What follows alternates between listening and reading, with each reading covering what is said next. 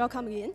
I'm Hui Shi from the IFAS research team, and today I'll be sharing about a sector that is the darling of the Singapore stock market, and that is none other than the REITs. Year to date, the Singapore REIT sector is down by about negative 5%, and with the fall in share prices, the S-REIT sector is now offering a forward dividend yield of about 5 to 6%, which may look somewhat attractive if you compare it to what investors have been receiving over the last couple of years. So the question of the day is whether S-REITs are indeed looking attractive again. And if you think that S-REITs are attractive simply based off its 5 to 6% yield, then you might want to think again. Because today, I'm here to caution investors that with the current macroeconomic environment of rising interest rates, actually your 5 to 6% dividend yield may not be attractive at all. And in fact, we also believe that with the impact of rising interest rates on the S-REIT sector shouldn't be understated. And I'll be sharing some of the reasons why in my next couple of slides. So on the next slide, firstly, higher interest rates, they make funding more expensive. And this affects the REITs as they tend to take on debt to finance their growth strategy. So in general, REITs, they tend to be highly leveraged, meaning that they do hold quite a substantial amount of debt.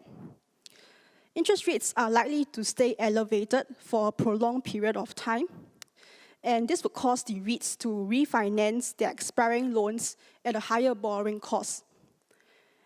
And assuming that everything else is equal, the higher borrowing costs will increase interest expense. And this will also affect their distributable income, thereby putting some pressure on the distribution per unit, otherwise known as the DPU of the REITs. So currently, the average cost of debt of the S-REIT sector is slightly above 2%, as many of them, they have managed to lock in quite low interest rates over the last couple of years. But investors should not be feeling too happy right now, because with higher interest rates taking hold, we believe that S-REITs will eventually face the reality of a higher average cost of debt. So on the next slide, with interest rate benchmarks going up, we believe that the average cost of debt of S-REITs could reach about 4% in the next couple of years. And based on estimations, the increase in interest expense as a result of the average cost of debt moving up from 2% to 4% is likely to lead to a decline of at least negative 20% in DPU from today's levels. But on a slightly more positive note, a mitigating factor of this could be rental reversions. In fact, positive rental reversions, as higher rental rates could also help to drive DPU growth. In the chart on the right-hand side of the screen here, it shows you the rental reversions of some of the largest S-REITs for the first quarter of this year. And so far, rental reversions have ranged from about negative 6% to positive 4%. Now, moving forward, supported by elevated levels of inflation, we believe that the annual rental reversions of the S-REITs are likely to be within the positive low single-digit range. However, this may be insufficient to make up for the increase in interest expense as a result of higher borrowing costs. And if the rental reversions are unable to make up for the higher borrowing costs, this could ultimately lead to a flattish or even negative DPU growth moving forward. And also some REITs, they tend to have longer leases, and this would cause them to lag behind others in terms of rental reversions in the current inflationary environment. So by and large, we do expect S-REITs to take a beating due to the higher funding costs as a result of rising interest rates. And in particular, REITs that have less ability to make up for the increase in interest expense are going to be hit even harder. Now, on the next slide, so far, I've highlighted higher funding costs as an example of how interest rates can impact S-REITs. Now, secondly, I would also want to point out that higher interest rates, they tend to lower the value of a property that is being held by the REIT. So how are properties held by REITs being valued, you may ask? Well, the most common techniques are the discounted cash flow method as well as the capitalization method. Now, firstly, the discounted cash flow method, also known as the DCF method, it involves the estimation of your net income discounted by a rate of return, also known as the discount rate. I think most of you are likely to be familiar with this DCF method, so I won't go too much into that, but basically, higher interest rates will increase your discount rate, and assuming that everything else is equal, your higher discount rate will lower the fair value of a property. Now, moving on to the capitalization method, which is what I want to focus on today, because not many investors understand this. So this capitalization method, it involves the estimation of your net operating income, capitalized using a rate that we call a cap rate. This method is essentially dependent on this cap rate, and the cap rate corresponds to an investor's required rate of return minus the expected growth of the property. And when your interest rates increase, this will push up your required rate of return, thereby increasing your cap rate. And assuming that everything else, like your net operating income, is the same, this higher cap rate will also lower the fair value of a property. And on the next slide, in other words, we can also establish a relationship between the cap rate and interest rates, which is shown on the screen over here, whereby the cap rate is equal to the interest rates plus a certain level of spread. And to illustrate this, we can assume that the interest rates, as represented by the Singapore 10-year government bond yield, reaches 4%. And we also know that historically, the spread between the cap rates and interest rates is at about 2%. So if you sum these two numbers together, you will arrive at a cap rate of 6%. And this 6%, this is actually higher than the cap rates used over the last couple of years, which were at about 4 to 5%. And so your higher cap rate is likely to lower the fair value of a property.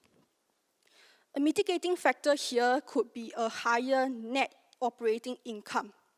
However, we believe that the growth in the net operating income is unlikely to be strong enough to offset the impact of a higher cap rate. This is because of a rather mild rental reversion, as what I've shared earlier, and that's also coupled with the fact that many of the S-REITs, they have reported an increase in their operating expenses as a result of higher electricity costs. I think higher electricity costs, this is something that perhaps we can all relate to. We all know that tariffs have increased substantially this year due to higher oil prices amidst the Russia-Ukraine war. Overall, we think that property valuations could decrease as a result of a higher cap rate, which the growth in net operating income might not be able to offset. And this will in turn lower your property valuations, and that would also drive down the net asset value, otherwise known as the NAV of a REIT. When we value a REIT, we often talk about this ratio called the price-to-book ratio, or your PB ratio. And this PB ratio is also equivalent to your price-to-NAV ratio.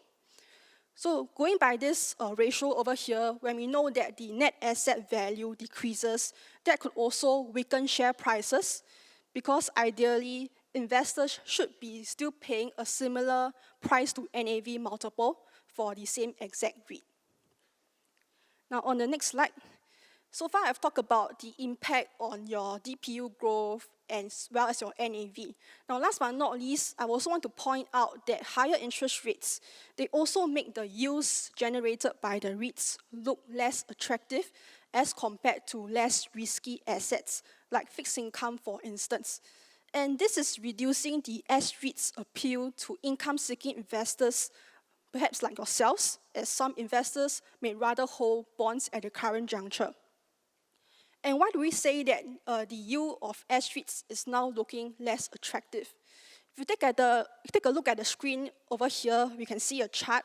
It shows you that the yield spread between the S-REIT sector and the 10-year Singapore government bond yield has narrowed to about 2.6%. And this is much lower than your 5-year average, which is at about 3.7%, or even your 10-year average, which is actually close to 4%. And what this narrowing yield spread means is that investors are now compensated with a lower risk premium for holding S-REITs. And why is looking at this yield spread or your risk premium important? We believe that even as government bond yields increase, investors of S-REITs should still be compensated with the same risk premium as before because they are still investing in the same risky S-REIT sector. On the next slide, to maintain the same risk premium or the yield spread as before, the yield of S-REITs will have to expand. And that also implies that share prices have to decline first. Now, next question is, what could be an attractive level of yield right now? We know that historically, the yield spread is close to about 4%. And if you believe that the 10-year government bond yield will maintain at current levels, which is slightly above 3%, then perhaps a 7% dividend yield from the S-REIT sector could be attractive. But what we really think is that the 10-year government bond yield is going to go up even further and reach 4%. So if you add that with your historical yield spread, then I think investors ideally should be expecting a yield of at least 7 to 8% from the S-REIT sector. And to get to such levels of yields, the share prices of the S-REIT sector clearly still has plenty of room to fall from today's levels, because the yields right now are only about 5 to 6%. And so, do you still think that your 5 to 6% dividend yield from the S-REIT sector is very attractive? Evidently, looking at the yield alone is not enough. It's not enough because in the current environment of rising interest rates, S-REITs can be affected in various ways. And this includes the impact on your DPU growth, the NAV, and the yield spread. And all of this can impact the share prices of the sector. And the key takeaways from what I've just shared is that, number one, rental reversions, they may not be high enough to offset the impact of the increase in interest expense as a result of higher interest rates. And that may ultimately lead to a flattish or even a negative DPU growth overall moving forward. And number two, property valuations are likely to be lower against the backdrop of rising interest rates, and this would decrease the net asset value, also known as the NAV, and in turn, that could also weaken the share prices of the S-REITs. And lastly, to income-seeking investors, S-REITs, they have become less appealing investments as compared to less risky assets like fixed income, for instance, due to the massive drop in yield spread. And with that, the yield of the S-REIT sector is likely to have even more room to expand.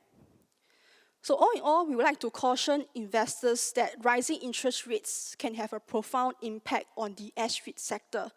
And against this backdrop, the sector could see further repricing moving forward. But that being said, we believe that not all REITs are created the same.